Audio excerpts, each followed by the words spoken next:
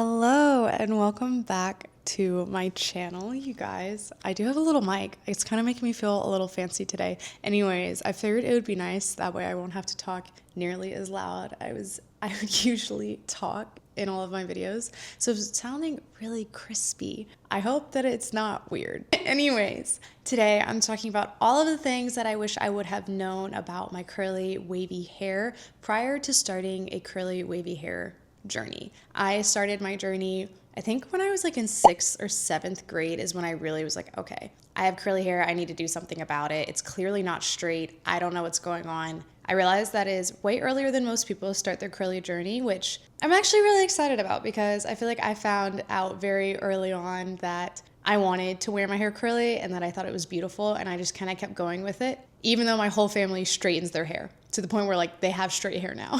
Okay, so I don't want to yabber too much about all of this, but just kind of get straight into the entire video. Number one, I actually have, hold on, how many things do I have here? I have it on my little card. I have 12 things. I may add some, I may not. This is going to be a very, very chatty video. I'm going to let you know right now. I'm sorry if you don't like when I chat a lot, but it's a yabbin'. It's a yabbin' video. Okay, so number one, I was kind of just tiptoeing on this, but it is completely normal to dislike your natural hair. You are going to go, even when you are deep into your curly hair journey, you are going to go through phases where you just dislike it. You don't want to wear it. You wish it was straight. You just want it in a braid. You want it out of your face. You want it in a ponytail. People with straight hair go through that. People with coily hair go through that. I think everyone with hair goes through that. There are going to be times where you just don't like your hair, and that is completely normal. It doesn't take away from the fact that you're still wearing it curly. You're still wearing it natural. It's still beautiful. It's amazing. You're going to go through phases where you don't like it. And that's coming from someone whose entire life and mission is to make you love your curly hair.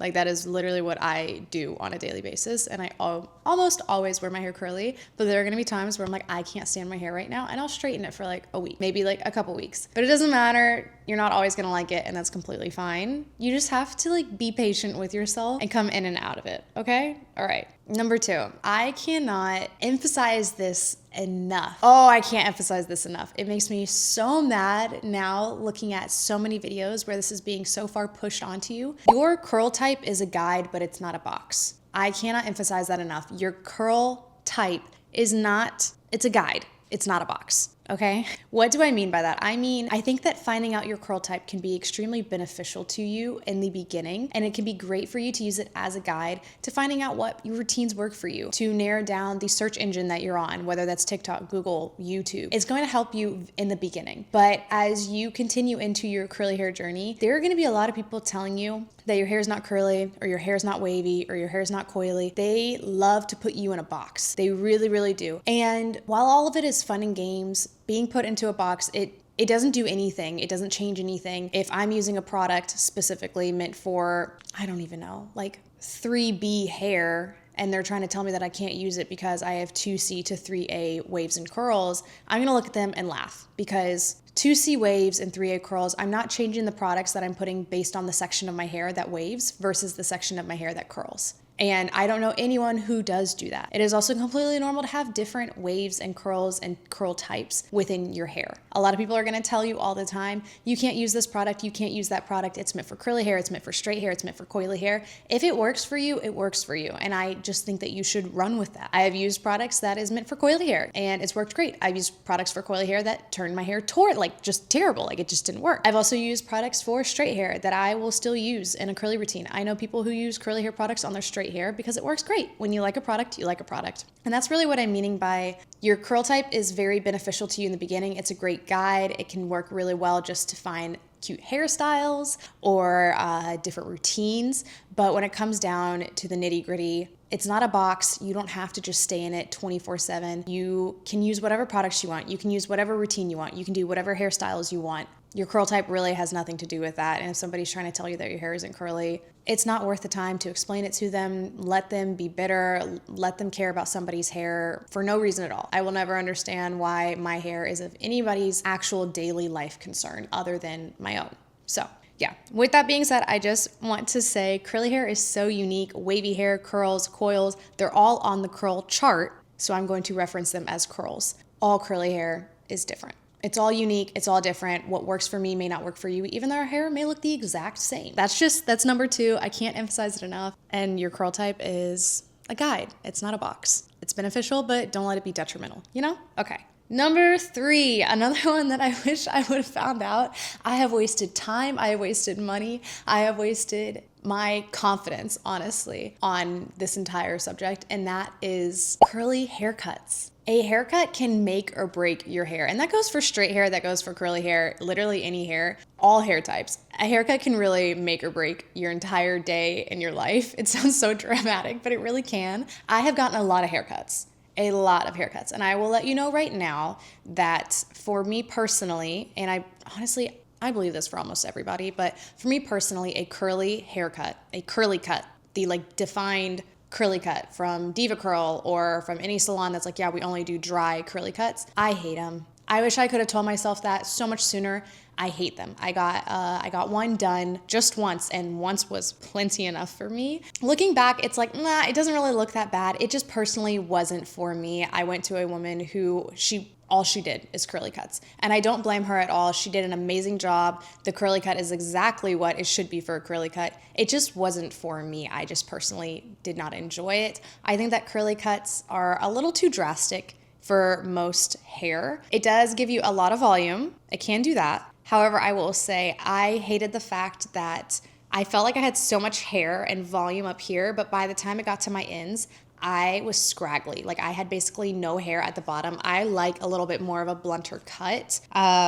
Even still, like with my hair, there is shape that takes form so that I don't have a triangle head, because that's usually what happens when you have curly hair. You're like, hey, why is there no volume at the top of my head? It's because your hair is all the same length. And with curly hair, you really don't want to do that. You want to add in layers. You want to add in dimension to give you definition.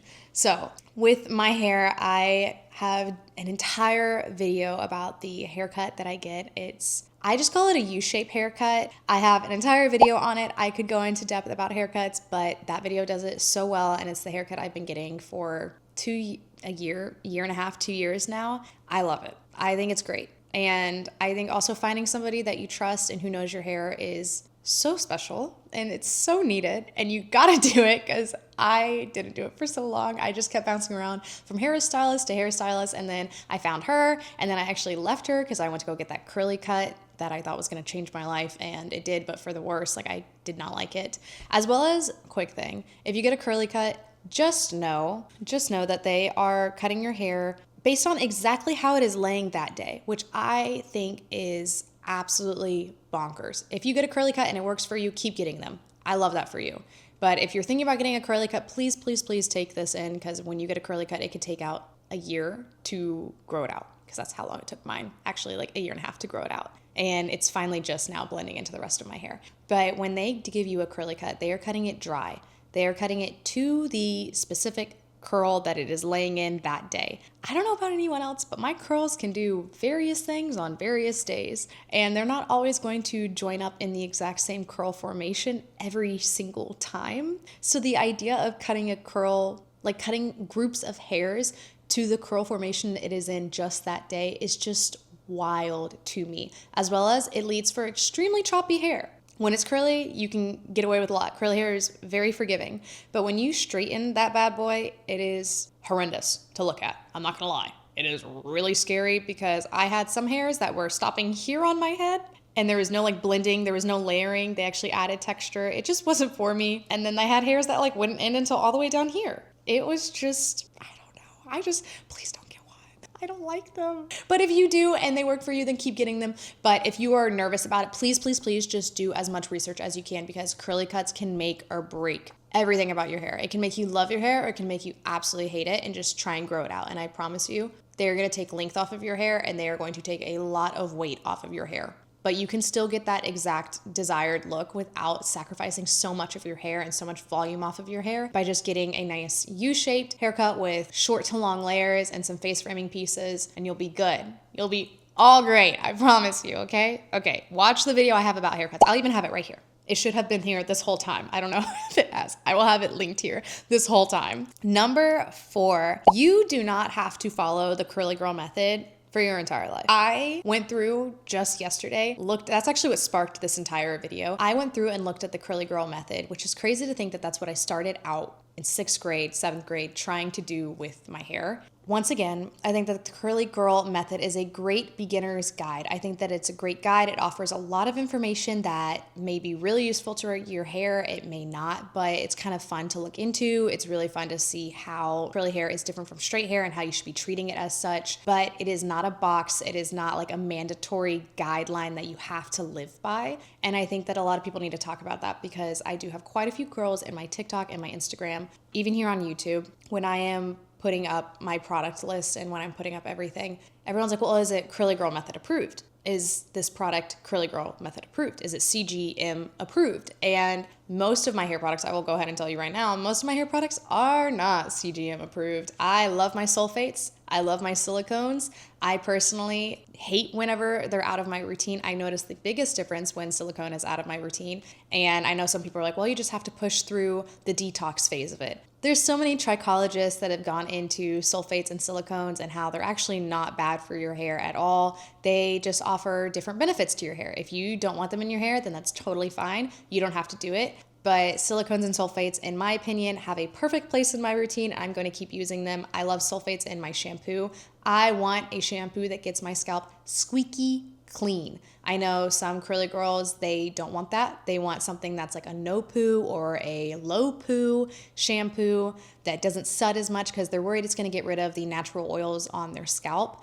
I personally, with all the products that I put in my hair on a weekly basis, a daily basis, I want something that is going to clean it really good. Really, really good. And then I can add oils back in as I need, but I think that's just what works best for my hair. Once again, if it works good for your hair, low poo, no poo, whatever it is, keep doing it. It's just in my personal experience. What I'm saying is that you do not have to follow the curly girl method guide to a T to have amazing curly results. And I think that the curly girl method is extremely restrictive. Looking at it now, I'm like, whoa, never would I ever have dreamed doing half of that. It's also just a lot to implement in one go. So if you are interested, I definitely think that it's worth the time to look at it. I do agree with some of the things, like trying to cut back on the amount of heat that you're using. I agree that you should be using a microfiber towel or a t-shirt to dry your hair instead of a body towel. Like there's a lot of things that I do agree with the curly girl method. I'm just, when it comes down to ingredients, I like my silicones and I like my sulfates. And I'm not giving those bad boys up because anytime that I do, my hair looks horrible. I don't know. It's just mine personally. I'm going to scratch my neck because it's itchy and it's going to flare up. So if it flares up, don't mind that. It's just going to do that. Okay. It's what it does. Okay. Number 5. What do I have? Oh, application is absolutely everything. You could tell me that this product changed your hair for the better. Like everyone could rave about a product, but if you apply it wrong, you're going to hate that product. So most of the time when I say this is the routine I'm currently using, I don't have like hardcore products that I absolutely love because I'm switching out products so often. With this being my job, with loving trying out new products, I just have so many products. I love trying out products. I have an entire bin up there and I switch it out. You have to learn how to apply that product correctly. It may not be that the product is a bad product. I rarely think that most curly hair products out there are bad products anymore. Honestly, I think that there's such an influx in the entire, what is the word I'm looking for? It's not industry, but I just believe that there's an entire influx of products into the curly hair industry, more than there has ever been before. And honestly, I feel like companies, they're on it. Like they know exactly what curly hair is needing, and there's rarely a bad product that comes out. You're just gonna probably have a preference of like liking a certain product more than a different product. But when I say application is key, application is your best friend. How you apply those products is going to make or break everything for you. For instance, if you are still applying products on slightly damp hair, you are going to get stringy, lifeless curls and waves. They are going to be stringy, they're going to be frizzy, and they're most likely just going to look lifeless and not to their full potential. You're not going to have definition. It's just not going to look very cute. I guess this kind of goes into my rule here, but wet hair is your best friend. Water is your best friend. You want your hair sopping wet, absolutely sopping wet when you apply any product. Why do we want it sopping wet? One, the curls clump together. They're in their natural shape. You have not disrupted them at all yet. You want them nice and clumped together. You want them wet. You want them sopping wet. Also, when it's sopping wet, there's no frizz. There's no frizz. It's a lot easier to control no frizz when you start out with no frizz than trying to tame frizz once it's already there. So when you are applying these products to sopping wet hair, you're kind of avoiding that problem. Wet hair is your best friend. Water is your best friend. And application really is key. Learn how to apply these products properly before you're like, oh my God, this product literally sucks. It's the worst product on the planet. It's most likely not a bad product at all. It's just that you're not using enough water, you aren't dragging it through your hair properly, you're not layering it properly. You just gotta be patient with yourself, because loving your curly hair and learning how to take care of your hair is a whole ass journey. It is a whole journey, okay? All right. Number 6, diffusing is your best friend. I did not start diffusing my hair until 2 or 3 years ago. Honestly, it was when I started filming content. That is when I started diffusing my hair, because I needed to film as much content in a day as possible. And I could not wait for my hair to be dry at like 3 p.m. to start filming content. I needed to, be up and at 'em and getting this content done for you guys. So even I believe in the early stages of my content, if you go back and watch my TikToks from I think like 2020, I probably am still air drying my hair. I think I was. So I think it's only been in the past 3 years that I really picked up the diffuser. And if there's something I could have told myself earlier, pick up that diffuser fast. Learn how to use the diffuser. You're gonna wish that you knew. Once you figure out how to use a diffuser, you're gonna wish that you had used it this whole time. Also, I'll tell you the reasons why. 1, it saves time. I know a lot of people are like, I don't have 30 minutes in the morning to diffuse my hair, so I'm just gonna let it air dry. I don't know about you, but my hair, once again, it will take like 8 hours to air dry. I go to bed with wet hair. It is still wet when I wake up. Do not go to bed with wet hair. I was just using that as an example. That is terrible for you. Don't do that. Anyways, it's gonna cause fungus and growth on your hair, and that's why you probably have an itchy scalp if you go to bed with wet hair all the time. Just letting you know. Anyways, don't go to bed with wet hair. Where was I at? I lost my train of thought. Oh, 1, it saves time. 8 hours versus 20 to 40 minutes, I don't know, 20, 30 minutes. I'm gonna take that 20, 30 minutes, even if it just gets my hair halfway dry. That is so much better than walking around with sopping wet hair for like 6 hours. I can't do it. Number 2, it's actually healthier for your hair. I know a lot of people are gonna tell you have to use a heat protectant, this and that. No, trichologists, dermatologists, everyone, hairstylists, they all agree that a diffuser, even if you use it at the highest temperature, as long as you're not just holding it in one section for like 4 minutes at a time, it's actually not creating enough heat damage for you to really be concerned about using heat damage products. Like, it's not causing damage to your hair because it's not like a flat iron. I don't know how else to describe it, but it is a different type of heat. So it's not considered heat damage by basically all 3 professionals. Kind of crazy, actually.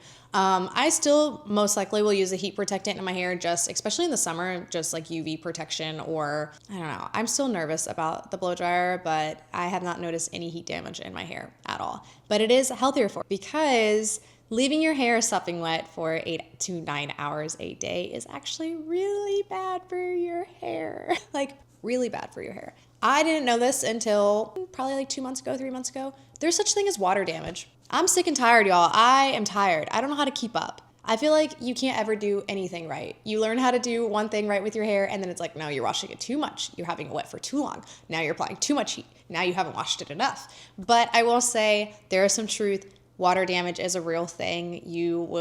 It's just like if you constantly are wetting your hair down every single day and you're letting it dry over the span of 8 hours, or you're not letting it fully dry, it's going to start weighing down your hair. It's going to start showing. It is going to start looking really brittle or extremely gummy. You're going to notice something called water damage. So picking up the diffuser and just learning how to use it, even if it is just to dry your hair for only 10 minutes before you leave the house, it is worth it. Number 7, silk pillowcases. Damn it, I love a good silk pillowcase. I don't really care for bonnets that much. It's because I'm a really rough sleeper, so I toss side to side to side to side, and bonnets don't stay on my head, or they're just really itchy, and I don't like them. So even if I'm wearing a silk bonnet, I don't know. Someone down there is going to be like, you just haven't found the right bonnet. You're probably right, but I don't care to. I don't feel like it. Silk pillowcase is enough for me. A silk scrunchie and a silk pillowcase makes the world of a difference. I will go to bed with my hair like this. I'll wake up tomorrow and it may be a little bit flatter, like it's lost a little bit of volume, maybe a little bit of definition, but not to the extent that it has lost it with a normal pillowcase, because my hair will just slip and slide and glide all over the pillowcase at night. Basically when I go to bed, I like put my hair up on the pillow. That way when I toss and turn, it's like up, and now that I'm not laying on top of it, usually helps quite a bit. But silk pillowcases, they're amazing for your hair, but also amazing for your skin. Honestly, the benefits of a silk pillowcase are endless. They're great for you. Love them dearly. And yeah, you're going to notice less breakage. You're going to notice shinier, happier, healthy hair. All these different things. I'm trying to remember all of the benefits of a silk pillowcase. It also can distribute your natural hair oils better, apparently. That one I'm not too sure about, but apparently it's supposed to. Number 8, gel and mousse are your best friend. Remember when I was saying water is your best friend? Consider this number 2 of that. Gel and mousse are actually your best friend, especially if you have finer hair that gets weighed down really easy. I personally, for my hair, like it can get weighed down pretty easily. So I love a good gel and a good mousse because they're lightweight, but they really help with definition. They help calm that frizz down. I'm not the biggest fan of creams personally because I find that they can be very heavy for my hair. So I try to avoid them. And for the longest time, I was like, how am I going to get definition? How am I going to get moisture? How am I going to get all these things to make my hair look good without using a hair cream? But hair creams weigh down my hair. So I kind of felt a little hopeless with that. No. Mousse, foam, curl whip, whatever you want to call it, it's so great. It offers volume, but it also offers a cast on your hair as well as a gel. A gel offers a cast as well. Number 3 things that is your number 3 thing that is your best friend, cast. Crunchy hair. I know you're going to hate when I say that, but crunchy hair is a good thing. Crunchy hair is an amazing thing. You want your hair to have that cast. That means that it has blocked out frizz, it kept in that moisture, retaining the moisture, and it's just gonna lock in that definition that you want so badly. It's gonna protect your hair from all the frizz. It's great. You want a cast, you want the crunchy. So when a lot of people are like, I don't like mousses, I don't like gels because they're crunchy, I'm like, no, that's the best part. That's exactly why you want to use them. That's another reason why I'm not the biggest fan of creams, because they don't give that cast that I'm looking for. They give amazing hydration, but I'm like, okay, what if my hair's already hydrated and I just want the cast? Mousse and gel. Mousse and gel, my babies. That is exactly what you want to use. So yeah, a mousse and a gel is going to be your best friend. They offer a cast. You just take a little bit of oil and you're going to scrunch out that cast. It's supposed to be there. You can shake it out so easily. I had a cast in my hair and now it is nice and soft and bouncy. Basically, that's the tea. That's all I wanted to say. They're going to be your best friend. Oh, I kind of already tiptoed into this, but number 9, shampoo is not bad. Again, if you love using a no poo, a low poo, and you just realize that that is what works best for your hair because you have a really dry, itchy scalp, more power to you. Me, personally, I would say that I have like a normal to dry scalp, probably closer just on the normal end. I love, love, love using a really good shampoo. I'll oil my scalp sometimes. That's like a whole nother thing, but I will use like a scalp oil once a week. And I did it today, but then I will also go in and I'll use like a detox shampoo, like a clarifying shampoo. You really want a good clarifying shampoo. Even if you are a no poo girl, at least once a month, please, please, please use a good clarifying shampoo because you're using so many products in your hair, and those low poo, no poo, they may not really be like getting in there enough to get those products off of your scalp, off of your hair strands. So please look into a good clarifying shampoo. But I will go and use a detox or a clarifying shampoo. I like the K18 one right now, the charcoal one. Really great. Love it. It's really nice. It's expensive though, which kind of sucks. I probably need to look into one that's not as expensive, but that's a thing for another day. Anyways, I love that one so much. And then I will just go in with my normal shampoo and conditioner. I kind of do like a double cleanse like you would for your face. And I only do that once a week, but I've noticed the biggest difference. Plus my scalp, it just feels so nice, squeaky clean, but it's also not itchy. Whereas before I was barely ever shampooing my head and my scalp was so itchy all the time. And I genuinely believe it's because the shampoo that I was using wasn't getting in there. But it's also like, if I'm not washing my hair, where is all that product going? I'm sorry, but water is not just gonna wash out all of these products. So it was probably just sitting on my hair this entire time, which is not ideal. So don't suggest that. Shampoo is your friend. Don't believe what they're telling you where it's like shampoo is bad. I think it just depends on your hair type, your scalp type. Try and test out different things for yourself. If I hadn't tested out just a good clarifying shampoo and a sulfate shampoo, I probably would have never realized that that is what I really love and what my hair really, really loves and what my scalp really loves, because now my scalp isn't itchy, which is crazy. I love that because having an itchy scalp was actually a pain. It was terrible. It's really irritating and really annoying. So shampoo is your friend. It's not the enemy, I promise you. I personally don't know too much about it. I'm still learning a lot about it, but there is something called a protein and moisture balance in your hair. If you guys are noticing me tripping up on my words, no, you're not. okay? You're not. There is such thing as a protein and moisture balance within your hair. Basically, how it goes is that your hair can have a moisture overload. Oh, you guys, it's about done for me to stop talking. You can have a protein overload or a moisture overload. Protein overload, it's going to look like very, very brittle, cracking off, dead ends hair. Basically just means that you have way too much protein in your hair and not enough moisture. There is a good 50-50 of both that you really want. A moisture overload is actually going to look like extremely stretchy hair. It's going to feel gummy. It's going to feel slimy when it's wet. And that's not with product. It's just like going to feel really, really slimy. I, sadly, have had both of these issues before and not realizing it. Once you figure out what your hair is kind of doing and what it's looking like, and you can obviously look into more, if you think that's one of your problems, you can look into moisture balance or protein moisture balance. You can kind of look into it and figure out more, because I don't feel educated enough to really tell you exactly what it is. I just want to bring the topic of concern onto your table so that if it is something you think you may be dealing with, to look into, because I've dealt with both. And protein, basically what you have to do is just look at the products that you're using. A lot of curly hair products do have quite a bit of protein in it because that is what your curls can thrive on. But it may be that you are getting too much protein in there and not enough moisture. So you may want to cut down on products that have a lot of rice protein or wheat protein, or I'm trying to think of other proteins that they put in things. But rice protein is really the big one. I know that Not Your Mother's, all of their products are like filled with amino acids and rice protein. That's like their whole thing. So if you are looking for a good protein treatment, I would look for Not Your Mother's.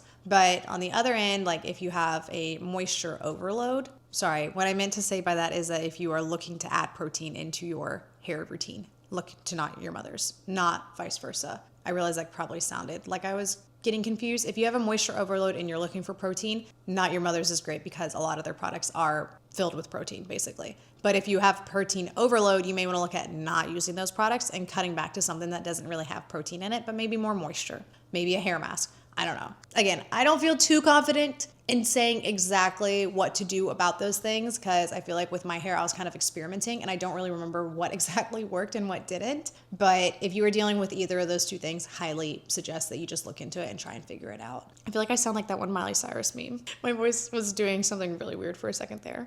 We're on our last two. I know, I'm sorry. I feel like this has been such a yappy video, but I guess it's just kind of in the name. I want you guys to know what I have had to learn so that like you just don't waste as much time as I did. So anyways, 11, do not brush your dry hair. I actually had gone through back and forth trying to figure out if I should brush dry hair or if I shouldn't brush dry hair, because everyone online is always telling you to brush dry hair. Never brush wet hair because your hair is in a weakened state when it is wet or when there's oil on it. Basically, anytime that it's not fully dry, it's in a weakened state. It's more fragile and more prone to breakage, tearing, split ends, all of that stuff. So when I heard that, I was like, oh shoot, I want to brush my hair dry. Don't do that. Don't do that. Everyone I was listening to had straight hair. And crazy thing, curly hair is different than straight hair and you have to treat it as such. Curly hair, you need to brush it when it's wet, specifically with like a conditioner in it. At this point, I only brush my hair when it has conditioner in the shower, and then right after the shower when it's still sopping wet and it's still basically fully combed through from my conditioner, I will go in and brush real quick just to get my hair to clump so I can apply my products. Other than that, I do not brush my hair ever when it's dry, unless it's a blowout. I will brush it when it's straight because then it's straight, and I don't have to worry about it. But curly hair just gets knotted so easily, it gets tangled, it's frizzier. You're not really supposed to brush it while it's dry because it's just going to get caught in these knots and it's most likely gonna cause more breakage than not. Does that make sense? I think that makes sense. So yeah, brush your hair when it's wet with conditioner or some sort of slippy material. You want there to be a slip to help your knots and all of those issues just kind of like brush out. That's all. Plain and simple, that's my case. Okay, number 12. I want to put another emphasis on this one just because as I'm making this video, I could make this video a year from now and have like 14 new things to add to it, or I could hate one of the rules that I just told you and move on from it. Number 12 is it is always a learning experience with curly hair or with your hair in general. It's just always going to be a learning experience. I have learned so much up until this point, and I guarantee by this time next year, I'm going to learn something else. I'm going to learn something that also works for my hair. I could go back on one of these rules and be like, you know what? I actually think that this is working for me better now. So whatever it is, if you are struggling with trying to keep up with people's ideas or with what people are doing with their hair, what they consider good, what they consider bad, I just want to really push the idea that their hair is probably changing, your hair is changing, their opinions are changing, and it's a learning experience. The more that you get into it, the more you're going to learn, the more you're going to want to learn, and the more you're just going to figure out this works for my hair, this doesn't. And that is completely okay. It is a learning experience. And I personally love that about curly hair, because I feel like even if I think that I have everything figured out about my hair, I probably don't. And there's probably still more to learn. And I love learning about my hair, so I love that. But if you don't, I'm sorry to tell you, it's probably going to be a learning experience until you die. But I personally love it. I think it's fun. And I think that's one of the beauties of curly hair. Like, you're always going to have to find new ways to take care of it. Or, you know, if a new issue comes up, you're going to have to find a way to fix it. I don't really know. I feel like I'm just yapping at this point. But curly hair, it's a journey. You're going to love it. You're going to hate it. You're going to know exactly what to do with it. You're going to have no clue what to do with it. You're probably going to be sitting there like how you were as a kid and like smacking your head with the hairbrush. It's just a learning thing. It's a commitment, but it's really fun. And your hair is so beautiful. And I hope you guys take the time and effort to learn how to take care of your hair, because it is so beautiful. And I mean it when I say this. I know some people are going to be like, shut up, I don't care. God made you with curly hair. You're supposed to have curly hair. It is so unique and so beautiful. And the best thing is you can pull off curly hair and you can pull off straight hair. I know you can, because most of us have only ever pulled off straight hair for our entire life because you didn't think you could pull off curly hair. I'm here to tell you, your curls are absolutely, absolutely gorgeous. And at the end of the day, if you feel prettier with straight hair, I urge you to not. But if you do, that is totally fine. I love that you feel beautiful. If you're wanting to try out curly hair and just figure out if you find it beautiful, then I'm so glad you found my channel, because that's basically all I do. I'm always trying to get you to wear your curly hair. I love curly hair. I love anything with texture in it. I also love my straight hair girls. Don't get me wrong. You guys are beautiful. But I feel connected to my curly girls, and I love your hair. And I'm just like, you were put on this planet with curly hair for a reason. It is so beautiful. It's so unique. You are not meant to look like everybody else. So please, please, please, please, please start wearing your curly hair. I would love to see it. And I'm trying to think if there's anything else that I really wish that I would have known before going into kind of this curly hair journey. I guess it kind of goes along with the fact of you not realizing how beautiful your hair is. I have had this happen so many times, and it honestly makes me so sad. And this is such a tangent, but it just came to my brain and I was like, you know what, I'm going to talk about it because this is a yapping vlog. Anyways, so many girls with curly hair, I feel like, don't realize how beautiful their curly hair is, and we all straighten it, or we're all trying to get rid of it because that's not what social media is telling us, or that's not what movies are telling us. Hardly ever do you see a girl with naturally curly hair online or on TV. And I feel like it's getting a lot better, but in the past it really was hard, or like Disney characters, any of that stuff growing up, like representation just wasn't there for curly, wavy haired girls. And I'm so glad because it finally is starting. But something that I noticed that made me really, really learn to love my hair, and it's like, you know what, you have this hair, you need to learn to love it, is so many older women would always come up to me and they're like, I used to have hair just like that when I was your age. And I wish I would have realized how beautiful it was. Every single last one of them always want you to know how beautiful your curly hair is. And I think that's so interesting, because every single last one of them are like, I did this, this, this, and this. I did everything in the book except wear it curly. And I wish I would have worn it curly. I have had so many older women come up to me and they're like, I had hair just like that when I was younger. And I straightened it all the time. And they're like, I would give anything to have hair like that again. And I'm like, I hate that, because I'm like, we're just a girl. Like, they're just women. Like, they're just girls. They want to feel pretty too. And I just hate it, because I'm like, God, if I could just give you this hair back. I'm like, it's yours. Just take it back. Anyways, I feel like that's one of the things that made me realize, like, no, your hair is so beautiful and you just need to figure out how to wear it and how to love it. And this could turn into a whole ramble on confidence, but I just feel like when you are confident in your hair, like, other people are going to grab that and they're gonna be like, no, that looks so pretty on her. Whereas if you weren't confident before, they may not realize that it was pretty. I think that's just, confidence adds this like aura to you, and people can detect it and they're like, no, her hair is so beautiful when she wears it curly because she thinks it's beautiful when she wears it curly, you know? Okay, I'm gonna stop rambling. Anyways, I love your curly hair. I love your wavy hair. I love your coils. And I hope that you guys learned something fun from this video. And if you didn't, that's totally fine. I'm glad that you sat here anyways and just yapped with me. Or I should say, listened to me yap. Anyways, we'll see you guys in next week's video. I am posting every single week. I'm very excited about it, and I'm learning to love this platform again. So I'm very, very excited. So bear with me. Patience is key. But yeah, every single week, Saturday at noon, that is when I post these videos. So I hope you guys enjoy. I will see you in next week's video, and I love you so, so, so freaking much. Like and subscribe. It really means the world to me, and it lets me know that you guys are here. And also please comment, because I do read all of you guys' comments, and I try and either like or comment them back. And yeah, I love you guys, and I'll see you next week. Bye!